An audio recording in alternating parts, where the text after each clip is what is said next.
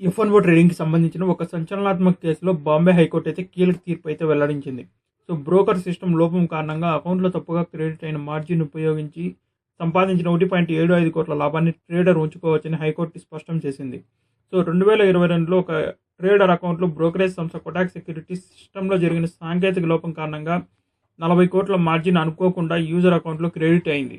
So, ఆ margin ఉపయోగించి trading చేయగా కేవలం 20 నిమిషాల్లోనే 1.75 కోట్ల లాభం అయితే వచ్చింది. సో, తప్పును గుర్తించిన అనంతరం కొటాక్ సెక్యూరిటీస్ మార్జిన్ని రివర్స్ చేసినప్పటికీ లాభాన్ని కూడా తిరిగి ఇవ్వాలని అయితే కోరింది. సో, లాభం బ్రోకర్ డబ్బుతో చేసిన ట్రేడ్స్ వల్లే వచ్చిందని కూడా సంస్థ వాదించింది.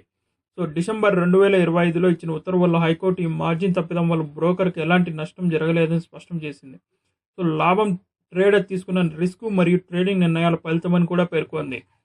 ఈ వివాదాన్ని కోర్టు బయట పరిష్కరించేందుకు కొటాక్ సెక్యూరిటీస్ లాభంలో నుంచి 50 లక్షలు ట్రేడర్కి ఇచ్చి మిగిలిన 1.25 కోట్లు తమ వద్ద ఉంచుకోవాలని అయితే ప్రతిపాదించింది.